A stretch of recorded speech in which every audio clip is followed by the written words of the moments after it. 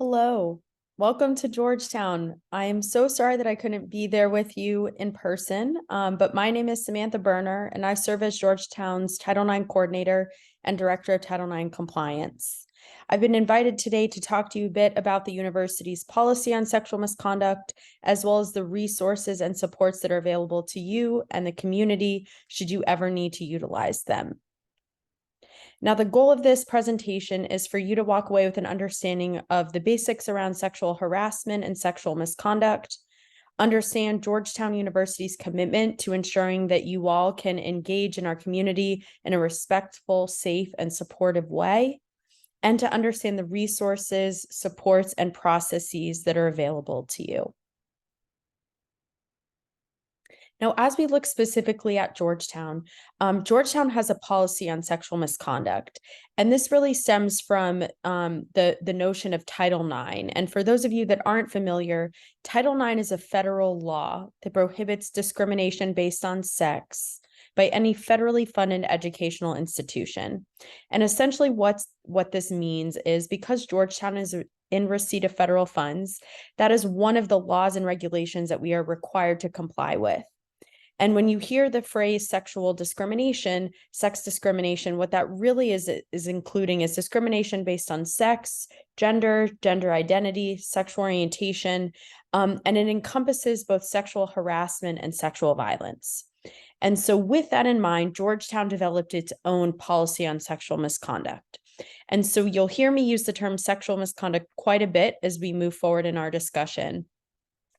And when I use that term, I'm really referring to a few different forms of misconduct, those including sexual harassment, sexual assault, dating violence, domestic violence, stalking, what's known as Title IX sexual harassment, as well as other sex offenses. Now, while we're not going to take a deep dive into each of these items during this discussion, if you do want to learn more about what exactly those terms are, how we define them at Georgetown, I encourage you to review the university's policy on sexual misconduct. Now, as we look specifically at resources and supports, I want to share with you this how to get help guide. And so hopefully you'll see this occasionally around campus. We try to put it up to remind students about resources, but this also very much so mirrors our online resource center. So if you were to visit sexualassault.georgetown.edu, you will find in the top left-hand corner our online resource center, and it's set up in a very similar way. So it's essentially based solely on what type of help is the user or the person looking for. So do they need emergency assistance? Do they want to explore medical care? Do they want to talk to someone? Do they know that they want to make a report or file a complaint? Do they not even really know where to start? Are they trying to help a friend? And so with all of this in mind, it will really get you to the right resource or resources that will best meet your needs.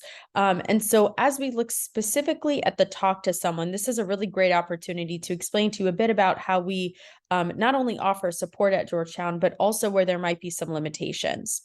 So generally by default, all university employees, meaning faculty and staff, are considered non-confidential. And so what that means is they have an obligation to report disclosures of sexual misconduct involving members of our community if it's shared with them. So oftentimes we have students that develop really great and close relationships with faculty. And so naturally, they might be someone that you go to when you're having a problem or trying to figure out how to navigate a situation. And while we certainly don't want that to change, we also want to be really transparent with you about where their limitations are as employees of the institution. And so if you were to go to your favorite faculty member, let them know that you, or let's say another member of your cohort, experience an incident of harm that involves sexual misconduct, they would be required under university policy to report that information to my office. And that includes information that's shared with them related to the incident, including identifying information. So we say this so not only you kind of understand where there are limitations, but also to highlight some other resources that you may want to consider if that doesn't feel like the right fit for you. So we have this other group kind of on the other spectrum known as confidential resources. So these are places like health education services and CAPS. Those are our primary confidential counseling supports offered for Georgetown students. There's also the Student Health Center and then campus ministry, specifically ordained clergy when acting their pastoral roles. So let's say someone shares something during confession. In all of these spaces, information, including disclosures around sexual misconduct that are shared with them, will stay wholly in those spaces. So my office will not be notified that you met with someone from health ed, as an example, what you might have talked about, nothing along those lines. That all stays wholly within that space. Now, we also have this hybrid group known as semi-confidential resources. And so these are spaces where we know students often go to for support, but they aren't kind of completely confidential in the same way some of those other resources are. So these are places like our Women's Center, the LGBTQ Resource Center, all other campus ministry staff and clergy, and then select staff in CMEA and GSP. And so in these spaces, if someone were to make a disclosure about sexual misconduct, the individual would be, meaning the employee, would be required to report information about the nature of the incident to my office, the Title IX office, but they would not share identifying information. So an example from a semi-confidential resource might be, I met with a male-identified student today who reported experiencing sexual harassment at a party off campus last weekend. So while they may know the name of the student that shared this information with them, they're not going to share the student's name with me.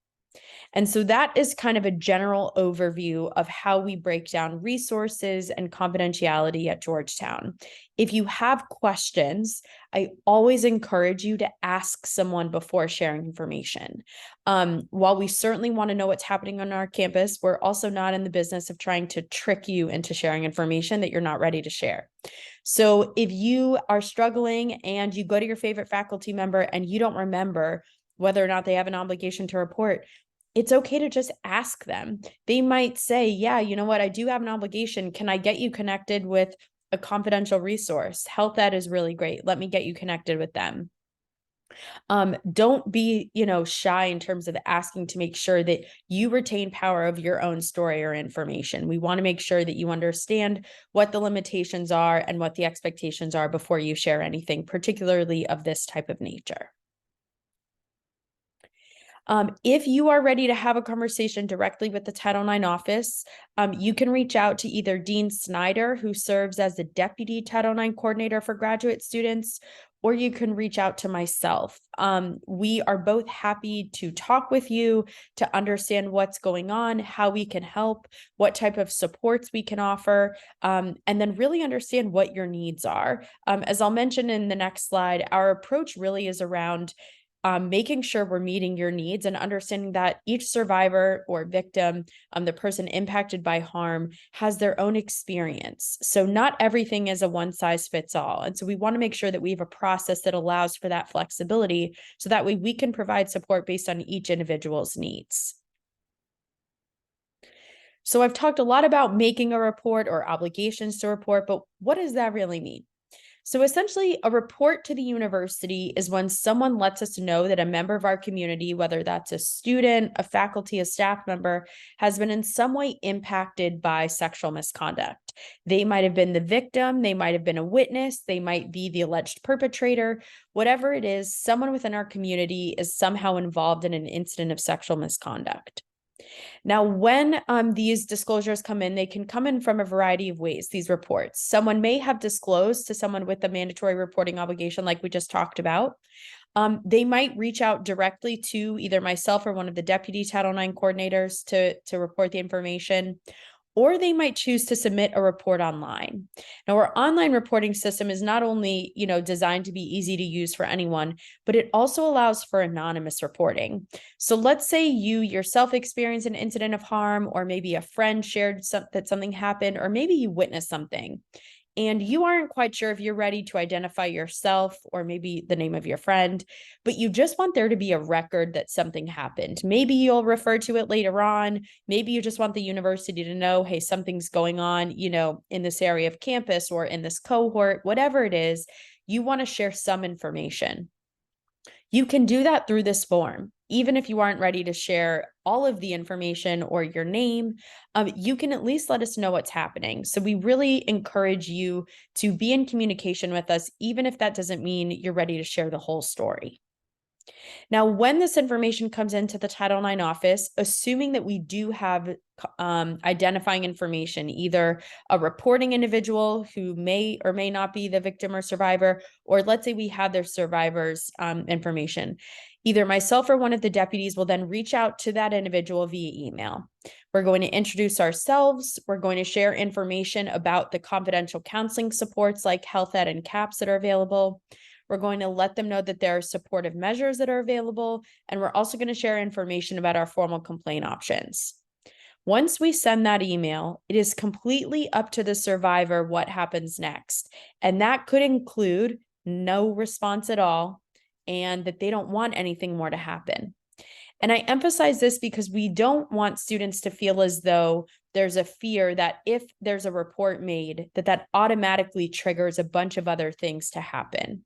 As I mentioned before, we really want the survivor to remain in the driver's seat and to control what happens. And sometimes for a survivor, that means nothing, or maybe that means taking some time before taking another step. And so our process allows for that to make sure that we're really keeping in mind the needs of the survivor. For someone that is interested in learning more about their supports and resources, they might ask to set up a meeting with us. There we'll talk about not only the confidential resources and other referrals that we can make, it also might be utilizing supportive measures. So maybe they missed class and they aren't sure how to explain it to a professor. Maybe they don't feel safe where they're living and they need some support. Whatever it is, we can then work with them to offer that help. There also might be students who are interested in safety planning or support from GUPD. They might want to explore a no contact order or a civil protection order. Those are things that we can work with a student to make sure that they have the right referrals to get that information. They also might want to learn more about formal complaint options. For some students, they know right away that's not something they're interested in. For others, they're not quite sure what they want to do, and so they may want to learn more. We're happy to talk with them and let them know. I would also, note as is on this slide, these are all options. Some students come and maybe they just want one or two things to happen. Maybe they want all of the things that I just talked about listed. But again, our process is designed to be flexible in those ways. And then lastly, there's this option for filing a formal complaint. And again, I'm emphasizing option. It is not a requirement. And so for someone that is interested in filing a formal complaint, they have a few different choices. They can choose to file a formal complaint with the university. So they're basically saying that the person that harmed them is a member of the Georgetown community, whether another student, a faculty, or staff member, and that based on that, they want to utilize the university's policies and grievance procedures to investigate and hold that person accountable. They also have the option of filing a complaint with the police. So this would be more pursuing criminal kind of accountability and actions. They could choose to file a complaint with both the police as well as the university, or again, they could choose not to file a complaint at all. Ultimately, it really is up to them.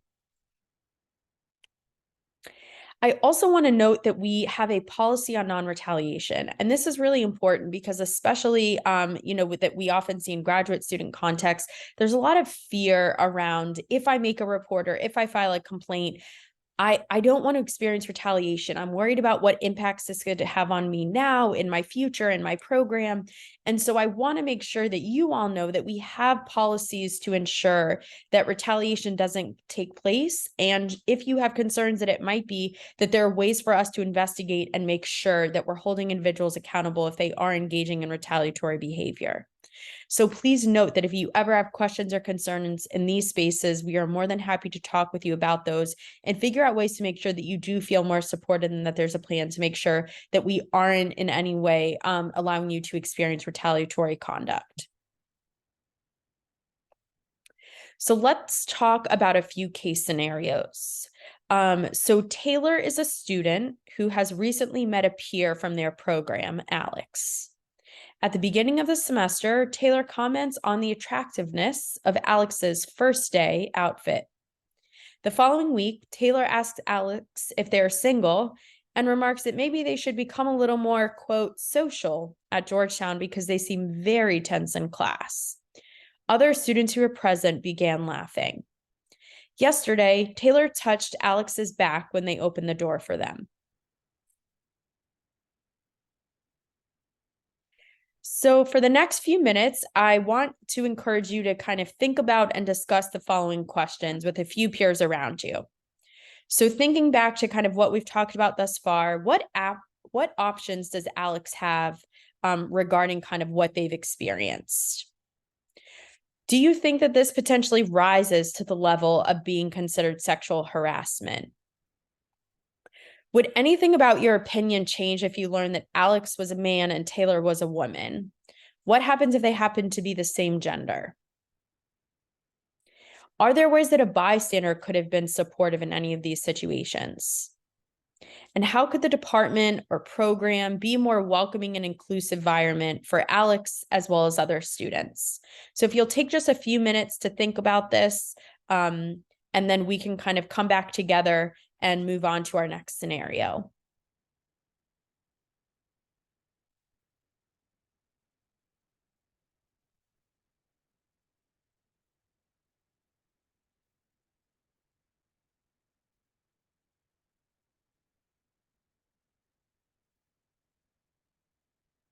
Okay, so hopefully you all have had a few minutes to kind of talk this through. In terms of options, hopefully you talked about Alex making a report, whether it's talking to, a faculty or staff member that they're close with, meeting with a confidential counselor, filing an online report, reaching out directly to the Title IX office. But they have a few different options in terms of letting someone know what's going on. Now, whether or not this rises to the level of sexual harassment really kind of is dependent on how Alex is feeling. I think one thing that's important to note, particularly with sexual harassment, is intent does not always equal impact. And so it's really important to understand that, regardless of what Taylor's intentions might have been, it's also really a focus on the impact that this behavior has had on Alex and how has that impacted their educational and learning environment and how they're feeling at Georgetown.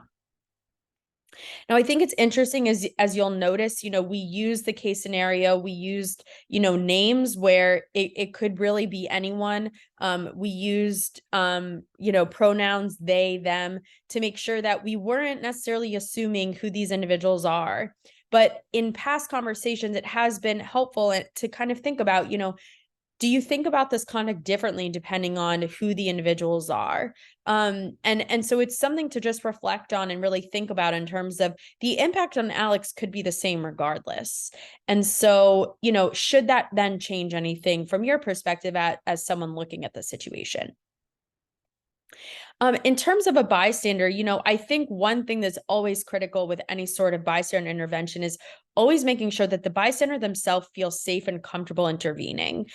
There's not an obligation that, if you see something, you absolutely need to do something. Sometimes that doesn't feel right, or sometimes there might be safety concerns, and that's okay.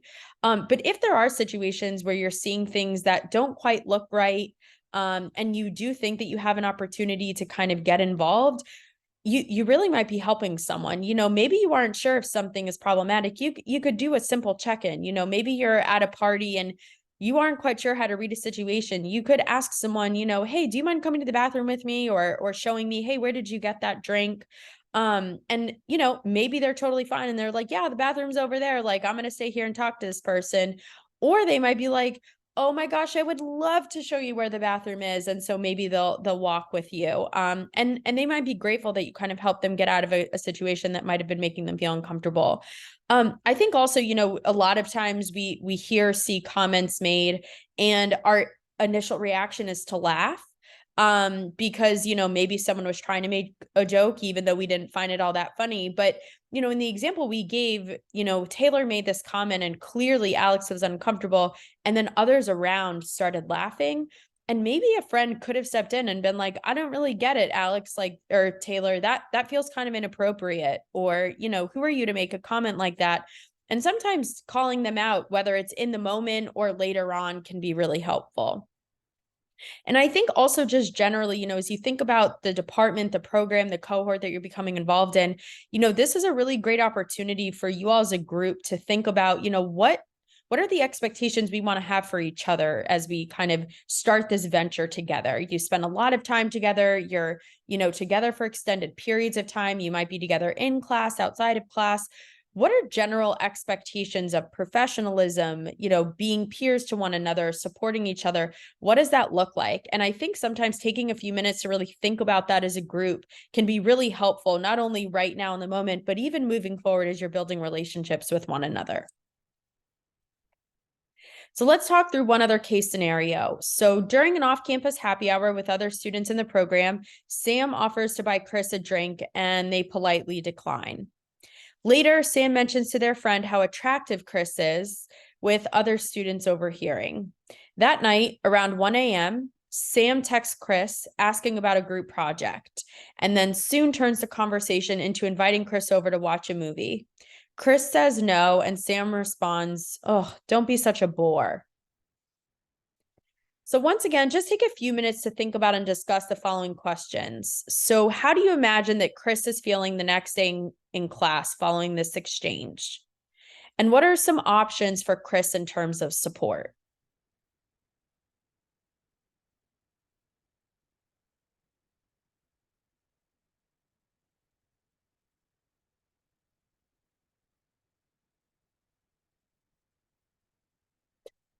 Hopefully you all have once again kind of gone through and thought about these questions. My hope is that you understood, Chris might be feeling kind of uncomfortable. It's a little odd. You know that these comments were made about you. Clearly, Sam has been talking about you. You start off with like a late night text. You're like, okay, maybe this is all right. It's about an assignment. And then it kind of goes into hanging out. And, maybe that's very routine for Chris and Sam. Maybe it's normal that they text late because they're both night owls and, Chris doesn't think anything of it. But there's also a chance that Chris feels kind of uncomfortable and isn't quite sure, were other people hearing these comments about me yesterday when Sam made them? Or, I'm not really sure now how to engage with Sam because they're texting me late at night and that just feels a little off. So I think it's important, once again, for you just to think about how this could be impacting other individuals. Again, it's not always based on intent, but really based on impact. And then in terms of support, once again, there's our confidential spaces like health education services and CAPS. Individuals can utilize, the department and program for support, and they can always reach out to the Title IX office to explore what other options might be available. So with that, I want to thank you so much for your time. I want to leave you with the university's website, sexualassault.georgetown.edu. It has all of the information that we've talked about here today, our policies, procedures, all of the different resources, including our online resource center, how to contact myself and Dean Snyder. And really, I just, encourage you to reach out with any questions or concerns, whether it's related to you, how to support a friend, a peer. We obviously hope that none of you need to utilize any of this information. But if you ever find yourself in a position where you do need to learn more, please don't hesitate to reach out to us. We are here for you and we want to help. So with that, thank you so much for your time. Wishing you a wonderful rest of your day and start to your semester here at Georgetown. Thank you so much.